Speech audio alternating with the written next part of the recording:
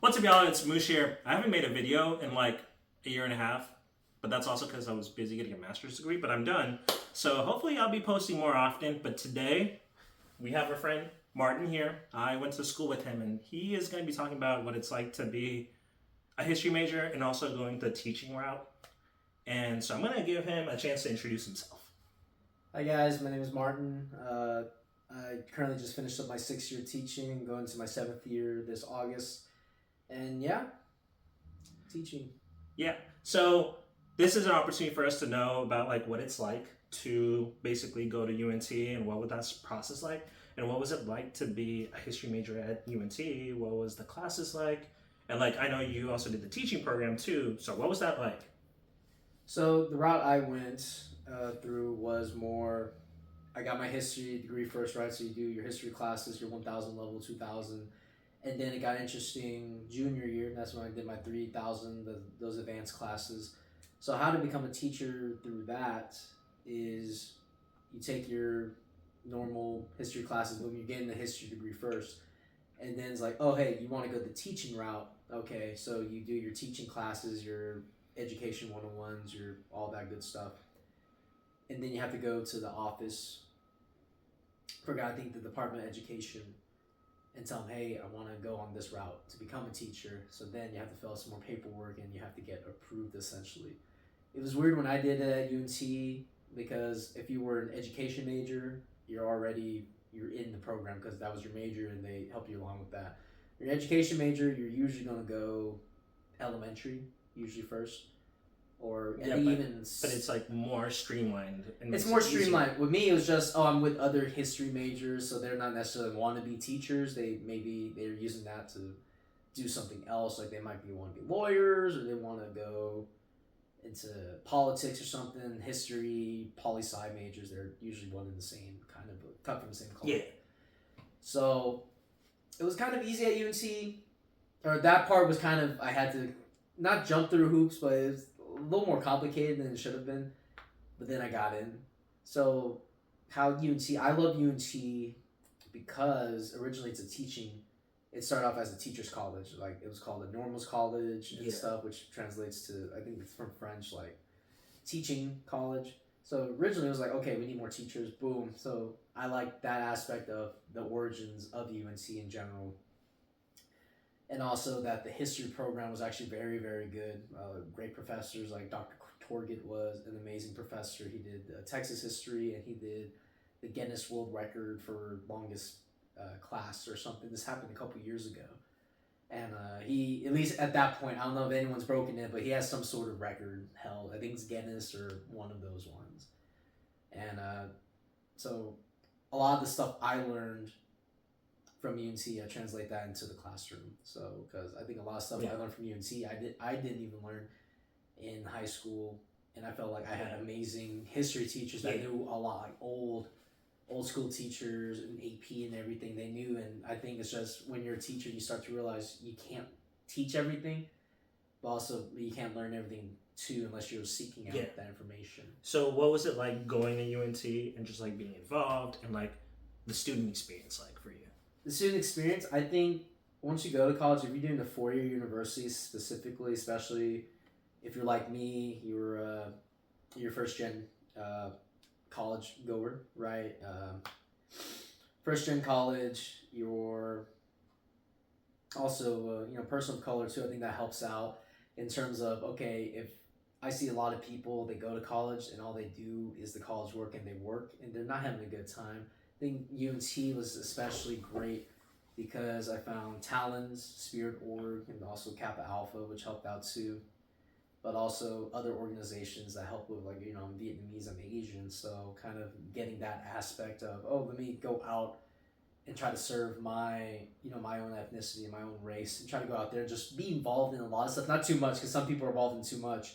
Anything that overwhelms them. So like having the balance of having fun and also getting shit done. Oh yeah, it's just like, oh, I'm here to get a degree. I'm paying for it. The difference between high school and college is that in high school you can lollygag, but you're not paying for it. You might pay for it like, oh, my grades are plummeting, oh, whatever.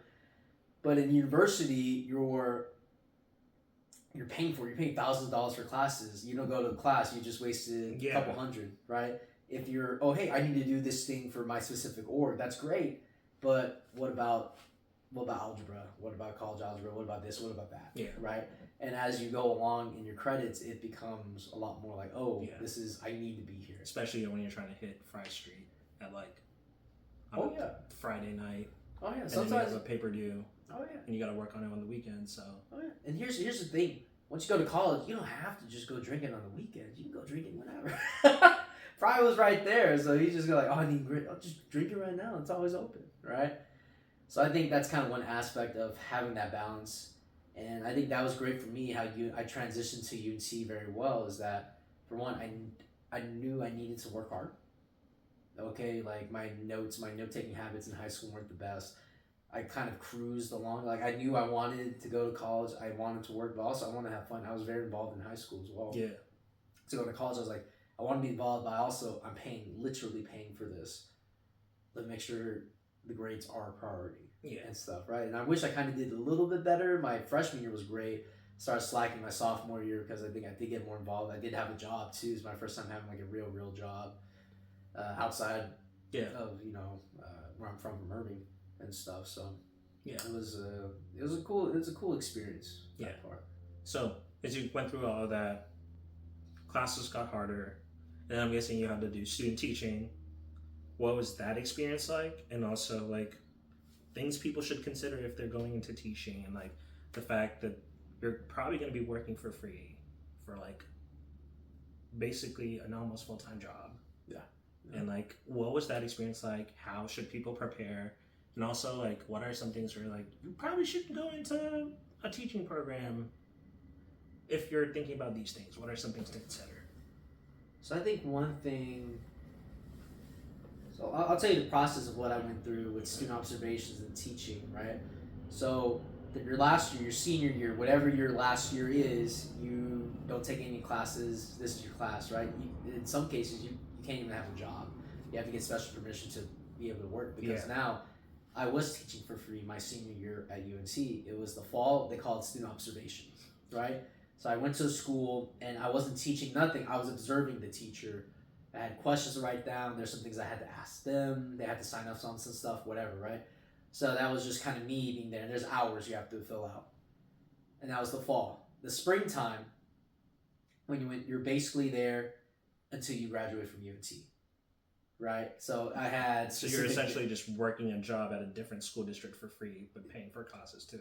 Yeah, it was. I was there, so it's funny. It's just like, oh, you're getting paid in the experience part. They call it clinicals, right? Yeah. So I go there, and I had a great mentor teacher. Still friends with her today. She's great, and I think not everyone had that experience. Some of my friends they had an okay teacher. I think I had a great one. She kind of scaffolded me into it, like a lot of baby steps, and then teach me like, okay, this is what you do. She was great, U.S. history teacher, so. She's U.S., did AP, and also dual credit on the side, too. She's a professor at the college, which is really cool. And it was learning to be that, but also, I'm not getting paid for it. Had to go BioLife, donate plasma to just make a living, whatever. It was great. And I was still paying my apartment in Denton, so it was in Irving. Yeah, so bills, rent, tuition, you're paying all that, and also working full-time. Yeah. So you're doing whatever you can to just scrape up. Unless I did something on the weekend too, because I technically had the job, but it was just like, oh, do it when you can. I worked on campus, but it was just like I needed a life because now it's like, oh, all of this is taking my time, and it was tough for me because now the great thing is I didn't need to grade papers at home. I did it when she was teaching. We used I think she used her conference period, her POC period just fine. So when we were grading stuff, it was really efficient. I think it was great because it was me and her. We were co-teaching by the end, starting in January, ending in May, right? So I graduated before they did because college gets out like 2-3 weeks earlier. I was already kind of like a full-fledged teacher at that point. I knew the lesson. Yeah, you were talking about it before. Yeah. I was participating in the PLC. That's our planned learning community, and some of my other friends, they didn't really have that luxury of I didn't plan anything. We talked about it, but I'm not in a PLC. I'm not in this. I'm not in that. So I think it was great for me. I think a great admin team too, a great social studies team that helped me out. I was privileged enough to have that situation where it was great. Yeah. And so you're going in, and what maybe a lot of your followers and stuff, depending on, where they go in the district, a good school will have lessons provided for you. Yeah. A lot of them is like, oh, hey, this was like, Kind oh, of figure it out. you got to figure it out. There's this and that. Because with UNC, it was like, oh, hey, when you're going in for clinicals and when they're observing you, you'll have a person from UNC observing you like 3-4 times throughout the semester. Yeah. And stuff during clinicals. And they'll say, oh, here's his lesson plan. But a good school district will provide something for you. They have a plan, especially if you're a core lesson, social studies, whatever. Yeah. They have something. Some of the times, most of the things are crap. Mm. So the lesson plans, right? You'll have. She's a seasoned vet as a teacher at this point, so she already had lesson plans. She already kind of has like as a backup, because sometimes every year the district might want the school district might want you to teach something a little different. Mm-hmm. And of course, it's Texas, so we're kind of, especially now, it's like, oh, what does the government want us to teach? TEA and stuff. So, but then you'll have like, oh, here's a better lesson to teach the kids. And and now my 6th year teaching, going to my 7th, every class is different. Every kid is different. Some things will stick like glued to a wall, or like whatever to a wall. Some won't. That's fine. You have to kind of scaffold things different ways. Some kids are a little slower on the learning scale. Sometimes you'll have specialized populations, right? Like IEPs, 5 and 4s, things like that. So I learned very well in that, because then I was like, oh, I had to, in observationals the semester before, we had class or whatever to do this, do that. Yeah. That taught us like, oh yeah, this, okay, that, right? There's different scenarios. So I knew these things would happen, but it's like, oh, you're in the fire you're now. Practicing, it's completely different. The theory goes out the Oh my God, yeah. And that was tough on student teaching. So student teaching was great. Now we get into my first year teaching. That was the next semester. Most people, and I say like, we see a lot of young teachers, right? They're 22 straight out of college. I was 22 straight out of college, first year teaching. I'm teaching juniors, teaching what I've been teaching the semester before. Yeah, so I was ready. I was like, oh, I know this stuff. I know history. It was the one thing I think they don't teach you. I think they teach everything, right? Hey, behaviors. What do you do when kids are acting up? What do you do when kids talk over you? What do you do when the kids think you're friends and they get a little too close, a little too friendly, right? They teach us that. But then you have to experience it. You have to go into that. And I did that student teaching, but it's different when you are the person, when you're the man in the class. They're not looking at her, right? They're not looking at your actual teacher and your student teacher. You're in there, right? And so it's like, oh, I have to do something. I am the adult in the class. I'm the adultiest adult you can get, right? And I think that was tough for me, since I was only 5 years older than my students. I didn't have my face short, so I looked really baby face, really young.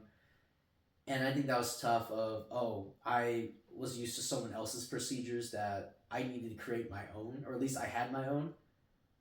But I needed to adapt and see like what works for the kids and not let them take over. But I don't want to call it a compromise, but it's like, okay, what's not going to compromise their education? Yeah, so it's like meeting the students where they're at. Yeah, I'm gonna meet you where you're at, but then I'm still gonna have to do what I gotta do. Yeah, and you still have to hold your boundaries to it. Oh yeah. I think that's one thing too. One thing they need to teach us. They taught us this is the boundaries. Hey, make sure you're, don't. If you have to create Irving ISD was really great with this in social media. It was create a professional Twitter, right? So everyone can see what the good you're doing, right? And I think they did very well with that in terms of, okay, I think some teachers, it's like, oh, they have good lessons. Like, oh my God, that's cool. If the kids want to follow something, do that, I think, right? Because I think now social media, you got to be careful. If they're asking for something, here's a professional one. This is tied to the district. Boom, boom, boom, boom, whatever, right? So, boom. If they start following your personal stuff and you fall back, that's where you get in trouble. Yeah. Right? That's where you get real trouble. Yeah. I mean, it's also you're working with minors. You have to understand and consider those things too. You're teaching the boundaries and modeling. Oh yeah, like you gotta teach them. You're not just teaching them because everyone thinks like, oh, these teachers are there to teach them. I think a lot of people, and no offense to parents, I think a lot of people think that we're there to babysit them, and we're not. It's just like your kids should already know how to act in my class, especially in high school. But then, as you know, with and even your suburbiest of schools, and then your lowest of the low socioeconomic schools, it's that some kids they're there, and they, we see our kids more than their parents see them sometimes, because of jobs, because of circumstance, because they're taking care of other siblings too. Yeah. Right. So you're taking on responsibilities that aren't technically in the teacher. Yeah, it's just like It's just the nature of it. I don't get paid to do that, right? My contract doesn't say, oh, you have to console the kids, you have to do this. I'm a coach too, and some things is out of the contract. We like call it as like, oh, it's not what I get paid for, but it's what I do. Yeah. Which is I at this point now I know what I signed up for. You know what you do, especially if you teach in low socioeconomic school. There's some things you got to do outside. You mentioned earlier in the beginning, working for free. There's times where my contract ends at, let's say, 4:30, 4:45, right? I'm still staying after school because I'm a coach, right? It's my stipend, right? But then it's also like, oh, I have to do this other thing, or I have to make calls. I have to write down stuff. I write emails. Got to make all the stuff. And that's the working for free part. Is just like, oh yeah, you get paid for that. Get paid good. But it's also, you're working way longer. Yeah. And I think, for the new teachers are going into that, just know that, hey, there's some aspects where you do have to, to get to where you are, depending on if you're a high priority campus or a low priority, meaning like, oh, hey, there are more kids that need a little more attention in terms of that, right? Are you willing to do that? Are you willing to work there? Now, granted, when you're looking for a teaching job, sometimes you don't have a lot of options. It's what they want. And sometimes it's who you know, too. It's just like, oh, who do you know and how can they get you that job to fit into their scheme? But also, what is the school looking for? Because I can be like, oh, I teach social studies, I coach this, I coach that. Boom, hire me. But sometimes is anyone looking for you? One, do you know someone that can help you get that job? Two, or three, can you get lucky, right? It depends on that. And also, is it actually paying well enough for you to pay bills? The pay bills, yeah, right. And I think that's the most important aspect. Is I think we get paid pretty all right, right? Most teachers that go into this, that's the most amount of money they're going to make. Starting out, I was 22. This is the most amount of money I ever made in my life. I felt rich. But after years, I have my own apartment, this and that, I'm just like, I make enough, right? I'm okay, and I don't have kids. Right, once you start having kids, you're paying for someone else. Or you get a mortgage and everything. Get a mortgage, right? And I rent, right? So when I get a mortgage, am I going to be house poor, right? It's just like, okay, I have this stuff now. It looks like I have money, but it's just like I know how to dress. I know what to do. I take care of my stuff. I think that's one thing too, taking care of your stuff. Yeah. Because I can always buy another one. Cool. We always have money, right? Yeah. So I think it's that aspect too of, what was it? Oh yeah, the job, right? But yeah. There's something we talked about earlier. I forgot. So one of the things we talked about is so let's just say someone's thinking about, ooh, maybe I want to do a teaching program. What are some things where it's like, okay, you probably shouldn't do a teaching program if this is what your expectations are. Or, oh, if you really care about these things, you should probably consider a teaching program to become a teacher. I think to be a teacher, I think you have to care. They said oh, teachers, they don't do this for the money. I don't, but I do want to get paid, right? Yeah, well, I do want to live. And I also right? think that we don't do this for the money is bullshit, because people say that about a therapist too. Yeah. They'll be like, oh, therapists go into the profession because no, we still need to get paid. Yes. We still have to pay bills. We are in a profession where we are needing to get paid. Yeah. We're not going in just because we want to help people. Yeah. But it's also the fact that it's a skill that needs to be compensated for. Yeah. Exactly. Because if you pay low for something, it's not going to be good, right? So I think for the teachers going into it, for one, you're going to be working more hours than you're going to. I think that's something that even if you don't coach, you don't do any extracurricular activities, sponsoring, volunteering, whatever, that's fine. You're going to need to do stuff outside, right? Yeah. Or you need to manage your time. One thing was grading. Grading for me, I was like, man, I got to stay in school, literally at my desk an hour or two after school. This is before I even coached. This is before I got involved in you can have work-life balance, I guess. Yeah, I think that was the thing. I didn't have balance. I would stay after school. I would be stressed. I would go to the gym, but I was like, oh, and then someone was like, grade that later. Oh shit, just go home. Oh shit, I'm gonna go home. It went into some teachers. With me, I prefer grading at home because then I have that control. I control my environment because when I'm in school, it's a bad time grading because I'm thinking about 5 million other things. When I'm home, I'm chill. The game's on. I'm watching whatever. I can grade this. I can grade that. Or everything's online. Yeah. But So what are some things where it's like, okay, if this is what your expectations are, you probably shouldn't go into this program. oh yeah, your day does not end at 4:30. It will end 5:30, whatever. You're gonna stay later than usual. If you go right home after your clocked in hours, that's great. Do that, but also know that you need to make calls to parents. Now, most teachers will have a conference period. That's called a free period where you have no class, whatever, but you're either expected to make a call or emails or grade, right? Use this free period to do that. I was really bad at it because I just wanted to be on my phone and go to my other friend's class and talk with them, right? That was what I did. Yeah. So it was good that I like grading at home more than being at the school because I'd rather just lollygag during my time. That's okay, right?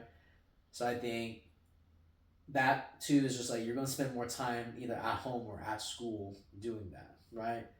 So work-life balance is a lot more different and it's skewed a little bit different from like the traditional 9 to 5. Yeah, it is not a 9 to 5.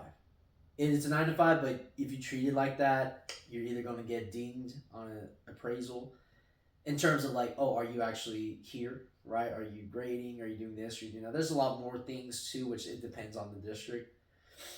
But that's the work-life balance is a major issue. A lot more fluid. What? Like your work-life balance is a lot more fluid of how it changes. What I think a traditional 9 to 5 is like when it's 5 o'clock, you're done, right? Let's say you work in an office, you're done. You go home, do the other thing later. Unless if you didn't finish what you did at work, you probably have to do that, right? Because office jobs, corporate, that's a lot different, right? But at school, it's like I feel like you can turn off being a teacher. At the corporate job, you can turn off being this corporate pencil pusher. As a teacher, you can't really because once whatever you say online, whatever you do, you're still going to be branded. Hey, it's Martin from so and so district, from so and so school. I think it's kind of like that, which I hate it because it's like it becomes a part of your identity. It is, right? And I think a lot of the good teachers, I'm saying good teachers because I know a lot of people who are bad teachers, and they'll treat it with respect, right? It's just like, oh, it's a high honor to be an educator. I think Americans take it for granted. Our kids definitely take it for granted, but I always have kids come back after they graduate. Or maybe the next year, like, Coach, thank you for doing this, thank you for doing that. And they were the worst kid in my class. I had that happen my second year teaching, and he was a junior that year. Next year, he was a senior. It was during COVID. He came back, and I didn't remember this kid's name because it's been months, or it's been a year. It's been a year at that point.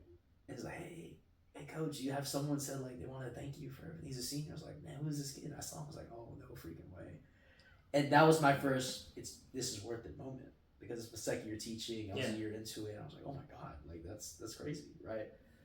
So I think it's that work-life balance. So know that, you have to just know that you'll always be a teacher, but don't always be a teacher. It's like that work-life balance versus, hey, you're doing whatever, but you gotta be careful who's watching, who's doing this or whatever, right? Yeah. I think it's any job kind of like that, but especially teaching.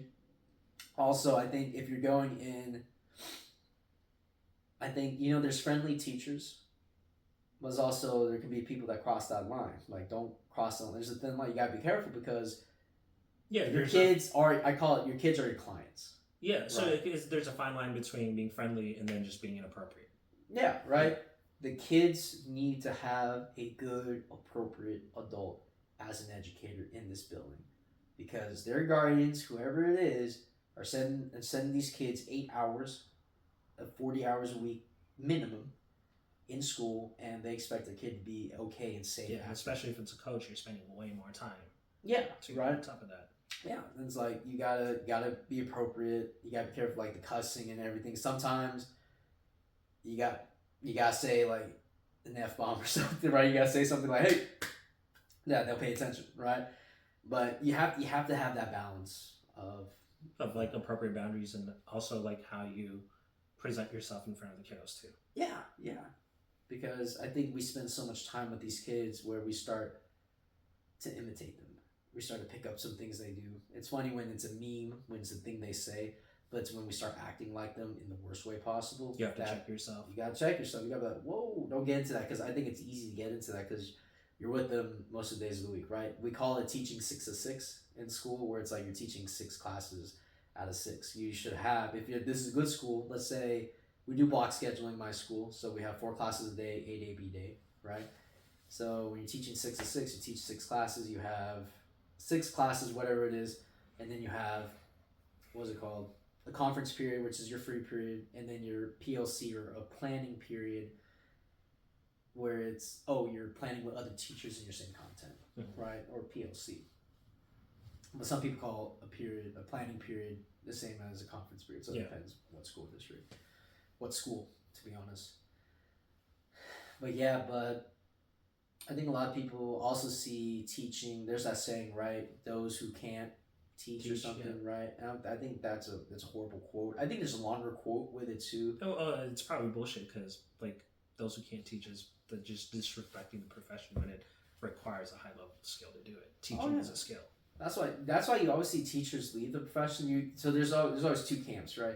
Teachers who leave the profession early on, or just in general, they're either not fit to teach, in terms of they might know the knowledge, they might know everything, the content's great, boom, but it's a lot of bureaucracy, but it's a lot of different systems in place to teaching that I think we do go through a lot of BS.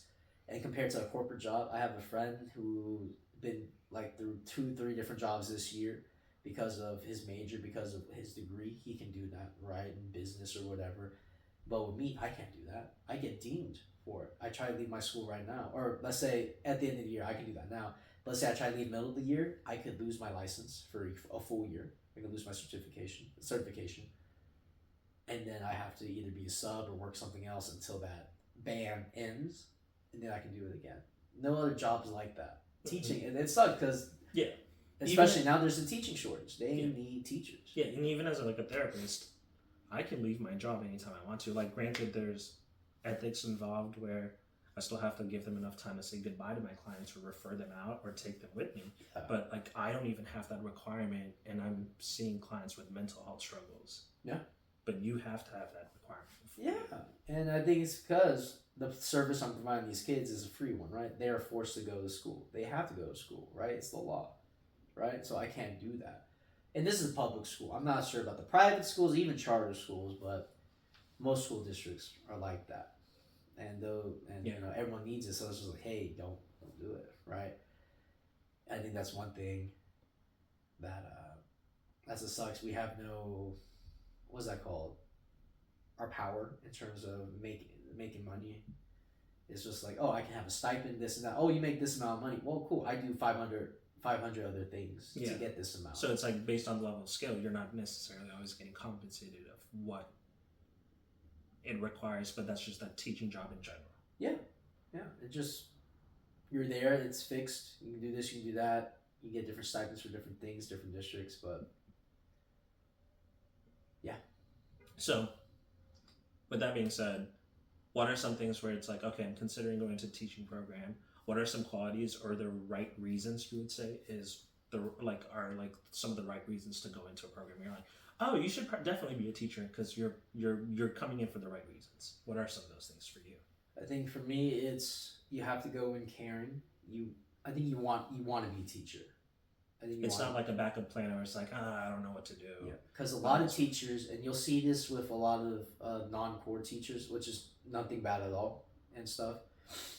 They go in thinking, I don't know what else to do. Let me get an education because I know they need teachers. No offense, I have friends that were like that, and they love teaching. They fell in love with teaching and stuff. But we do have a lot of educators that do get a alternate certification, which is great. I'm glad there's programs out there. But some get it because like, oh, I can make this amount of money. But then you're making money, but it's also, again, you're dealing with the headaches of kind of babysitting, but also make sure they know about the War of 1812. And then that probably creates like resentment for the kids, and then that's just harming the child. Yeah. And taking away from the education experience that they could have with someone that actually cares about the shit that they're teaching. Oh, yeah. So there's that one, caring about the profession, wanting to educate the masses. I wanted to do it because I had great educators throughout my life that helped me, just help a low socioeconomic kid, brown kid from freaking Irving, right? And it was awesome. So I wanted to kind of do that, and I went back to my alma mater and taught there my first year, which was kind of I applied and everything. They said they'll call me back. They never did, and then they did one day. I was like, oh wow, this is like a month before School starts. school starts. That was awesome. Yeah. So it's I think wanting to good qualities, wanting to be a good educator. I think knowing your content too. Like you can go, man. Some teach and you can tell too. Like I know some people, some of my friends, they had to teach things they had no idea about because you're certified, but you don't really know it. It's okay. We can teach you, and they're learning along with it. As long as you know 1 or 2 pages before the kids, you're good to go. Yeah. And that's fine too, right? Know your content. Know the knowledge, which is fine, right? There's one year I had to teach world geography? I had no idea about world geography, but I knew history, so it was easy to kind of correlate. Figure And it out. I already had the stuff. I already had the stuff in front of me. I just needed to know 2 or 3 lessons before, and that was fine. So that helped out. I think also knowing that you're in it for the right reason. I think some people go in wanting friends or thinking like, oh, I can just do whatever. There's opposite, right? Caring for the kids. There's not caring for the kids and like, oh, F them, doesn't matter, they're here to teach, boom, sit down, boom. But there has to be some sort of care, and some people, it's tough love, that's fine. I had some teachers that were just all tough love, but I knew they care. And then there's the other one where it's that inappropriateness. You're like, oh, you're carrying a little too much, right? It's like, oh, there's a lot more, where they can become creepy and stuff, where I think most people who get into it, I think that doesn't just happen. Or that they're not doing that, just do that. But it's something you have to be considerate about, the fact that at the end of the day you are working with minors. Yeah. At the end of the day you are a figure of authority, and also you have to figure out the fact that's like, am I here to get my needs because I'm only met by under 18-year-olds, or am I here to be a teacher and teach them? That's true. Yeah. Because you have some people they're weird. They're weird. They're freaky. They're freaks. So they are creeps. All that. Yeah. But yeah.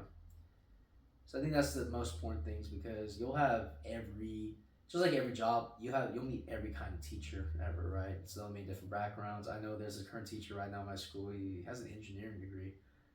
Yeah. I was like, why are you teaching science right now at this school? That's what he cares Not about. even especially. Well, not really. I think it was more he wanted to get away from his parents. He's not from Texas and stuff. It's through a program.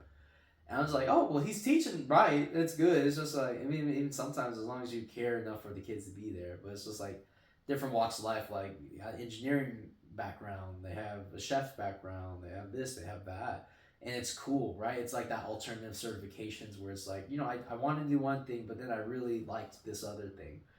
And sometimes they're the best teachers too, right? You have most of your teachers that go through me. We call it the traditional route, where you go to university, you get your certification that way, right? And then you have alternative, which is what they did. Right? Well, they'll come from, and I'm pretty sure it brings in like a different perspective to teaching too, because they can incorporate it and make it like different and like more entertaining. It's good, yeah, because now it's like you're learning from the system, right? Traditional, right? You learn from the system compared to someone who might be a little older. And then I have one of my colleagues now in my current school.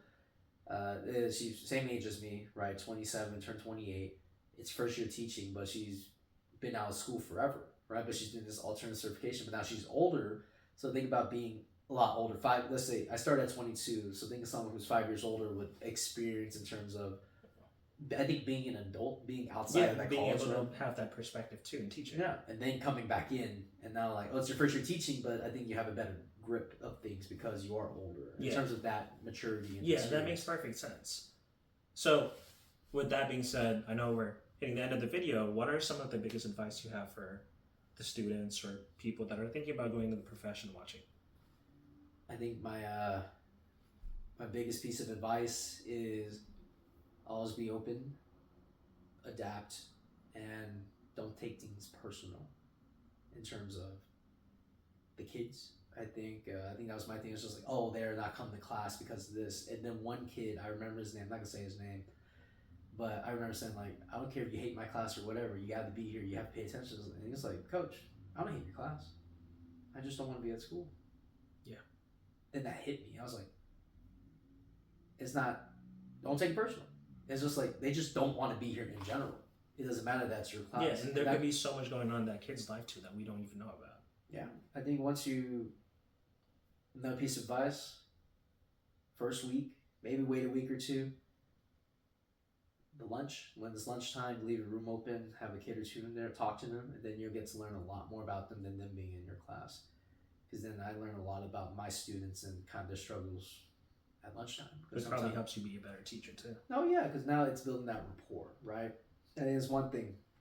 Rapport is great with the kids, but also too much rapport. It's just like I think teachers focus too much on the rapport part. Yeah, like and being friends instead of hey, we're cool. Yeah, it's like turn in your work because I'm giving you 0. Yeah, having the appropriate boundaries and relationship with that. Yes. So like having that balance of being like, okay, yeah, I care about you, but at the end of the day, I'm still your teacher. Yes. Yeah. But that was really helpful to get that perspective too, and I really appreciate you, Martin. And that's our video for the day. If you like this video, feel free to like and subscribe. And I hope y'all have a great day. I'm gonna try to post more often, but I really don't know how that's gonna work out.